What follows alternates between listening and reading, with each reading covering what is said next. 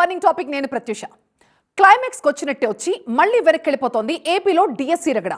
టీచర్ల నియామకాల్లో టన్నుల కొద్దీ అవకతవకలు జరిగినట్లుగా అపోజిషన్ పార్టీ ఎక్కి తొక్కేస్తోంది. మొదట్లో కూటమి సర్కార్ కాస్త ఉక్కిరి బిక్కిరైనట్టు కనిపించింది. తర్వాత తేరుకుని కొద్దిగా డిఎస్సీ లొల్లి నుంచి బయటపడే ప్రయత్నం చేస్తోంది. గ్రూప్ 1 పేపర్లు దిద్దడంలో మాల్ ప్రాక్టీస్ కి పాల్పడిందంటూ ఫ్లాష్ బ్యాక్ తవ్వి తీసి వైసీపీని డిఫెన్స్ లో పడేసింది. ఇప్పుడు సీన్ కాస్త అసెంబ్లీకి మారింది. ఇవిగో మీరు అడిగిన ప్రశ్నలు, మేమిస్తున్న ఆన్సర్లని సభాముఖంగా వివరించి టీచర్స్ ఎపిసోడ్కి తెర దించే ప్రయత్నం చేసింది. కానీ వైసీపీ పూర్తిగా సాటిస్ఫై అయినట్టుగా కనిపించట్లేదు. అర్థమైందా రాజా అని వాళ్ళు, పిక్చర్ అభి బాకీ హై అని వీళ్ళు. ఏపీలో డిఎస్సీ డ్రామేబాజ్ ఏ స్టేజ్కి వచ్చినట్టు డీటెయిల్గా చూద్దాం ఇవాల్టి బర్నింగ్ టాపిక్లో.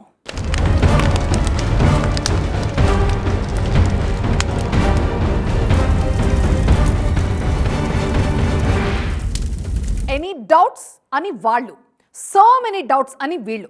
సభ లోపల ప్రెజెంటేషన్లు, సభ వెలుపల అలిగేషన్లు.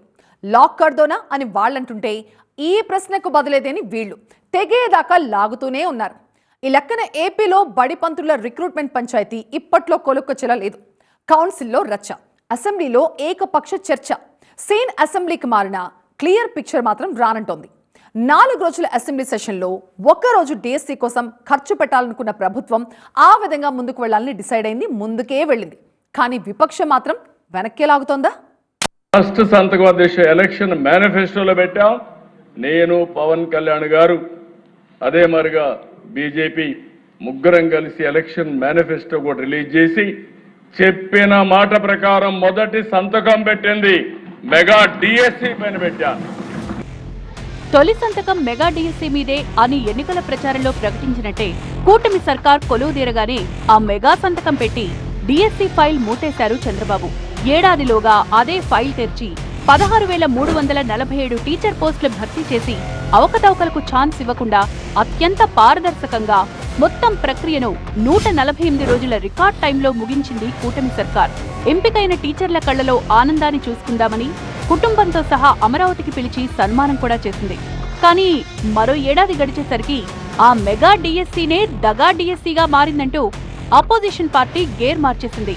ఢిల్లీ జంతర్ మంతర్లో కాక్రోచ్ల అటాకింగ్ స్టైల్ ని అడాప్ట్ చేసుకుని అక్కడ ధర్మేంద్ర ప్రధాన్ రాజీనామా చేసినట్లే ఇక్కడ లోకేష్ కూడా తప్పుకోవాల్సిందే అని స్లోగన్లెత్తుకుంది వైసీపీ. డిఎస్సీనే మళ్లీ ఎన్నికల దాకా లాక్కెళ్లాలని డిసైడ్ అయింది కూడా. అందుకే అటెన్షన్ ఎవ్రీబడి అంటూ అసెంబ్లీ సాక్షిగా అదర్ సైడ్ ఆఫ్ డిఎస్సీ ఇది అని నొక్కి చెప్పింది కూటమి ప్రభుత్వం.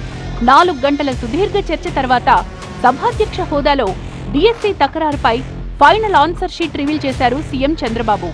ఆన్లైన్ లో ఇప్పటికి కూడా ఏ రోజు ఏం జరిగిందో టోటల్ ప్రాసెస్ ఇస్ ఆన్లైన్.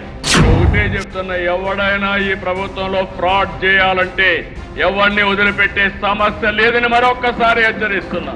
జవాబుదారీతనం తీసుకొచ్చే వేదిక ఈ అసెంబ్లీ. ఇక్కడికి వస్తే అడ్డంగా దొరికిపోతారు. బాధ్యత కలిగిన వ్యక్తి అసెంబ్లీలో, బాధ్యత కలిగిన వ్యక్తులు అసెంబ్లీకి వచ్చి మీరు డిమాండ్ చేస్తే డెఫినెట్ గా మీరు చెప్పేది వాస్తవం అయితే మేము కరెక్ట్ చేసుకుంటాం. విద్యను మేమెప్పుడూ నిర్లక్ష్యం చేయలేదు అని గతాన్ని కూడా తవ్వేశారు సీఎం చంద్రబాబు. గురుకుల పాఠశాలల్ని తీసుకొచ్చింది మేమే.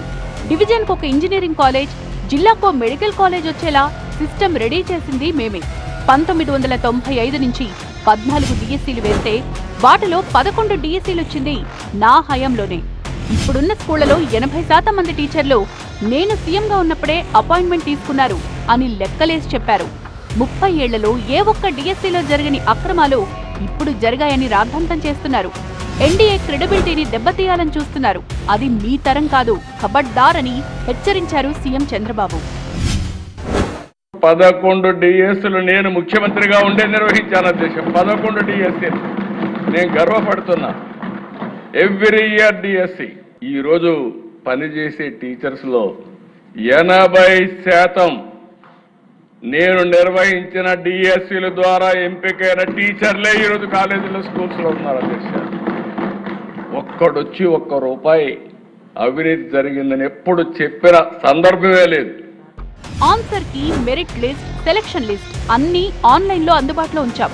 ఇంతకంటే పారదర్శకత ఇంకేం కావాలి అని నిలదీశారు. డిఎస్సీ విన్నర్ల కష్టాన్ని తక్కువ చేసి మాట్లాడద్దు.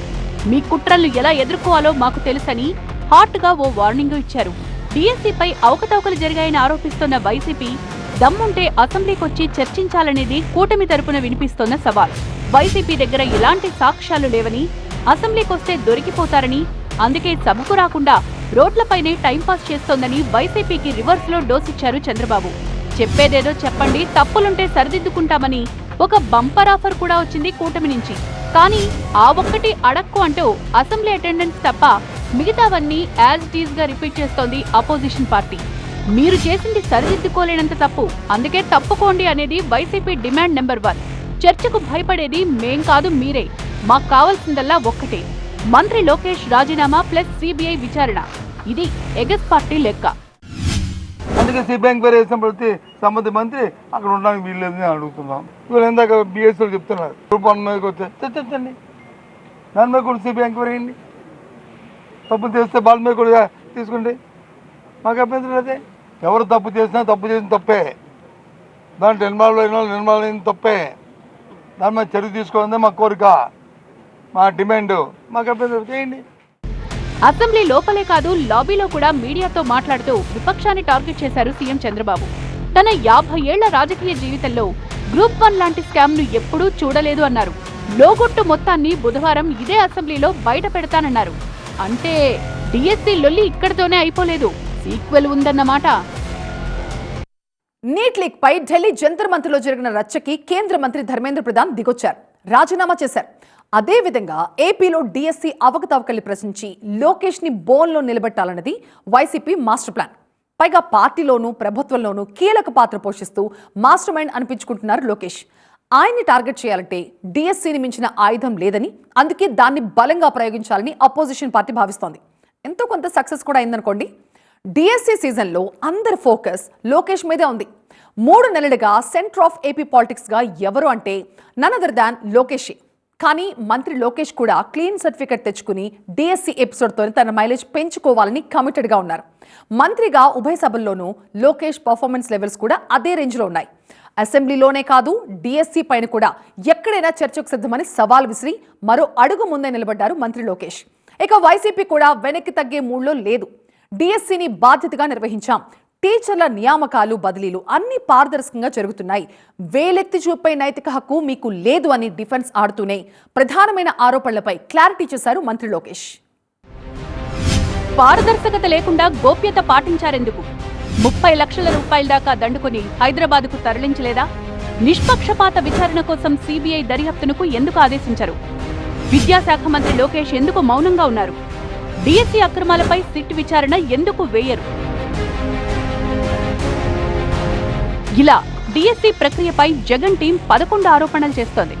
కానీ అవన్నీ అనవసర ఆరోపణలు, ఆధారాలు లేని ఆరోపణలు అని కొట్టిపారేశారు మంత్రి లోకేష్. వాటిలో రాజకీయ ఆరోపణల్ని పక్కకు పెట్టి మిగతా 5 ప్రధాన ఆరోపణల్ని ప్రస్తావిస్తూ పవర్ పాయింట్ ప్రెజెంటేషన్తో సభలోనే వాటికి ఆన్సర్లిచ్చే ప్రయత్నం చేశారు. వాళ్లు వేసిన నిందలు, మేము చెప్పే నిజాలు అంటూ డీటెయిల్డ్ గా సాగింది లోకేష్ ఎక్స్ప్లెనేషన్. క్వశ్చన్ పేపర్ తయారీ, ఎగ్జామ్ కండక్ట్ చేయడం, 2 బాధ్యతల్ని ఒకే ఆఫీసర్కి ఎలా ఇస్తారు అనేది వైసీపీ ప్రశ్న. ఇలా ఇవ్వకూడదని ఏ చట్టంలోనూ లేదు అనేది లోకేష్ క్లారిటీ. అవుట్ సోర్సింగ్ ఉద్యోగి క్వశ్చన్ పేపర్ తయారు చేశాడని, అతనికి ఫస్ట్ ర్యాంక్ వస్తే ఉద్యోగం ఇవ్వలేదని, అతని డేటా డిలీట్ చేశారని వైసీపీ ఆరోపిస్తోంది. క్వశ్చన్ పేపర్ సెట్టింగ్లో ఆ వ్యక్తికి ఎలాంటి ప్రమేయం లేదు. డైరెక్ట్ ఎస్సీఆర్టీ గవర్నమెంట్ ఎంప్లాయీసే క్వశ్చన్ పేపర్ సెట్ చేస్తాం జరిగింది. నంబర్ 1. నంబర్ 2, అతనికి కాల్ లెటర్ వెళ్ళింది, అతని సర్టిఫికేట్ వెరిఫికేషన్కి అతను రాలేదు. సర్టిఫికేట్ వెరిఫికేషన్ రాకపోతే ఆటోమేటిక్లీ యూఆర్ డిస్క్వాలిఫైడ్.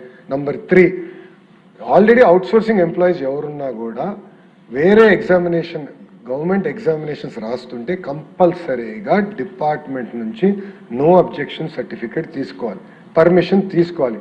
ఈ వ్యక్తి ఆ పర్మిషన్ తీసుకోలేదు. దేర్ఫోర్ హిస్ లాగిన్స్ వర్ రిమూవ్డ్. డిఎస్సీ ఫలితాల్లో పారదర్శకత లేదు, కలెక్టర్ల దగ్గర డేటా ఎందుకు పెట్టలేదన్న వైసీపీ సందేహంలో కూడా అర్థం లేదు అన్నారు. నోటిఫికేషన్ నుంచి ఫలితాల దాకా అన్ని ఫోన్లోనే అందుబాటులోకి తెచ్చామన్నారు. ఆస్పిరెంట్స్ అందరికీ ఆన్లైన్ లాగిన్ మెకానిజం ఇచ్చాం. వాళ్ళ రిజల్ట్స్ చూసుకునేదానికి ఆన్లైన్ మెకానిజం లాగిన్ కూడా ఏర్పాటు చేసాం. అంతేకాకుండా మన డిఓ గారి దగ్గర చాలా స్పష్టంగా ర్యాంక్స్ అన్ని కూడా మెరిట్ లిస్ట్ అని కూడా అక్కడ పెడతాం జరిగింది అధ్యక్ష, చాలా ట్రాన్స్పరెంట్గా. అంటే ఇదేంటంటే గొడ్డలి పార్టీ అధ్యక్షుడు ఫోన్ వాడాడు కనుక సమాజంలో ఎవడు ఫోన్ వాడరు అనుకుంటారు ఆ పార్టీ. సర్టిఫికెట్లు అమ్ముకున్నారని లీక్ అయిన ఆడియోపై ఏం సమాధానం చెప్తారన్న వైసీపీ ప్రశ్నలకి డీటెయిల్డ్ గా కౌంటర్ వచ్చింది. తప్పు చేసిన వాళ్ళెవ్వరిని ఎవ్వరూ కాపాడలేదన్నారు. ఒక్కొక్క సర్టిఫికేట్కి ఇంత డబ్బులకి అమ్ముతున్నారు, ప్రత్యేకంగా శాప్ వాళ్ళని ప్రొటెక్ట్ చేస్తుంది అని ఒక ఆడియో లీక్ వచ్చింది అధ్యక్ష. ఆడియో లీక్ వచ్చిన వెంటనే శాప్ ఇమ్మీడియట్గా కంప్లైంట్ ఇచ్చి, మన విజయవాడ కమిషనరేట్కి కంప్లైంట్ ఇచ్చి ఆ వ్యక్తి ఎక్కడున్నారో ఎత్తికి అతన్ని పైన కేసు పెట్టి అతన్ని జ్యుడిషియల్ రిమాండ్ కూడా పంపించిన ఘనత ప్రజాప్రభుత్వాన్ని అధ్యక్ష. ఎవరిని వదిలిపెట్టలా, తప్పు చేస్తే ఎవరిని కూడా వదిలిపెట్టాం మేము. You're very clear. Last but not least, sports కోటాలో ఒకే సామాజిక వర్గానికి చెందిన 372 మందికి ఉద్యోగాలిచ్చారన్నది వైసీపీ ఆరోపణ. ఒక మాజీ ఐఏఎస్ చేసిన అలిగేషన్ ని సభలో ప్రస్తావించారు లోకేష్. స్పోర్ట్స్ కోటాలో అన్ని వర్గాల వారు ఉన్నారని లెక్కలతో సహా క్లారిఫై చేసింది కూటమి సర్కార్. కార్డ్స్ ఆడే వాళ్ళకి ఒక మాజీ మంత్రి గారు ఆరోపణ చేశారు, వాళ్ళకి మీరు ఎట్లా ఇస్తారు? గవర్నమెంట్ ఆఫ్ ఇండియా గుర్తించిన, యూనియన్ గవర్నమెంట్ గుర్తించిన 65 స్పోర్ట్స్ కేటగిరీని మేము పరిగణలో తీసుకున్నాం. ఒకవేళ 65 తీసుకోకుండా ఉంటే, గతంలో ఉన్నట్టు 29గానే తీసుకుని ఉంటే ఎవరన్నా కోర్టుకు వెళ్తే స్టే వస్తుంది దానిపైన. సింపుల్గా మొత్తం డిఎస్సి నోటిఫికేషన్ మీద స్టే వస్తుంది. వాళ్ళ ఆలోచన ఏంటి? 80% స్టే రావాలి, డిఎస్సి జరగకూడదు. వేల మంది ఉద్యోగులు స్వచ్ఛందంగా బయటకొచ్చి ప్రభుత్వానికి అండగా నిలిచారని, అదే తమ ప్రభుత్వానికి కాండక్ట్ సర్టిఫికెట్ అని చెప్పుకున్నారు మంత్రి లోకేష్. తమ ప్రభుత్వం టీచర్లను సింగపూర్, ఫిన్లాండ్లకు పంపితే వైసీపీ ప్రభుత్వం టీచర్లను మద్యం దుకాణాల ముందు నిలబెట్టిందని ఎథికల్ అటాక్ ని షురూ చేశారు. మన జరిగిన ఎగ్జామ్స్లో కొంతమందికి అవకాశం రాలేదు. ఎస్, మళ్ళీ ఎగ్జామ్స్ నిర్వహిస్తున్నాం. Definitely prepare. ఎగ్జామ్స్ త్వరలో ఆల్రెడీ జాబ్ క్యాలెండర్లో మేము ప్రకటించాం ఎప్పుడు ఎగ్జామ్స్ ఉంటాయి. టెట్ అయింది, ఇంకా డిఎస్సి నోటిఫికేషన్ కూడా ఇస్తాం. ప్రిపేర్ అవ్వండి, మళ్ళీ మెరుగైన అవకాశం మీకు వస్తుంది. దాంట్లో మీకు ఎలాంటి సందేహం లేదు. చాలా పారదర్శకంగా నిర్వహిస్తున్నాం. కాబట్టి మీరు సలహా సూచనలు కూడా ఇవ్వండి. We're open. ఒక మంత్రిగా I'm ready to take feedback. గౌరవ సభ్యులు మీరు ఇవ్వండి, ఆస్పిరెంట్స్ కూడా నాకు ఫీడ్బ్యాక్ ఇవ్వండి. ఇంకా ఈ సిస్టమ్ని ఎట్లా రాక్ సాలిడ్ చేద్దాం, పర్ఫెక్ట్ మెకానిజం ఎట్లా చేయాలి మీరు చెప్పండి. వర్టికల్, హారిజాంటల్ రిజర్వేషన్ అమలు చేయాలని కోర్టే స్పష్టంగా చెప్పింది. అదే డిఎస్సిలో చేశామన్నారు.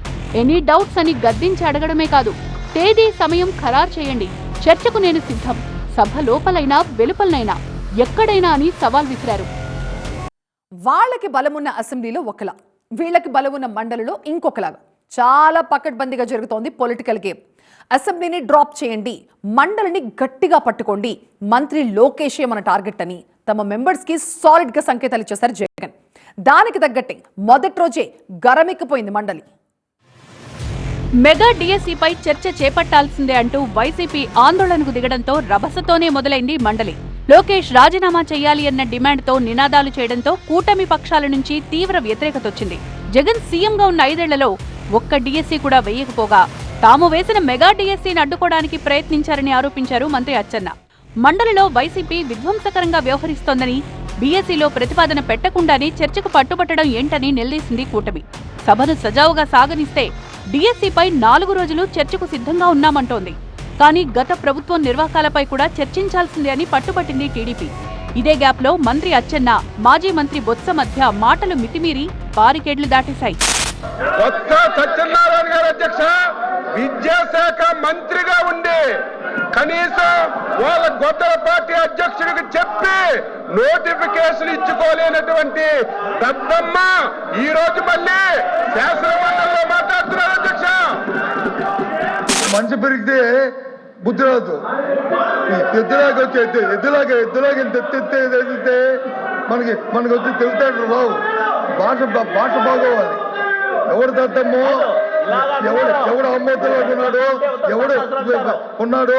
ఎవడు పరిపాలన చేస్తాడు, ఏ రైతులు వచ్చి ఎరువులు లేక వస్తున్నారు, ఏ రైతులు ఇబ్బంది పడతారు రాష్ట్రంలో, ఈ దద్దమ్మ వచ్చి తెలుస్తుంది.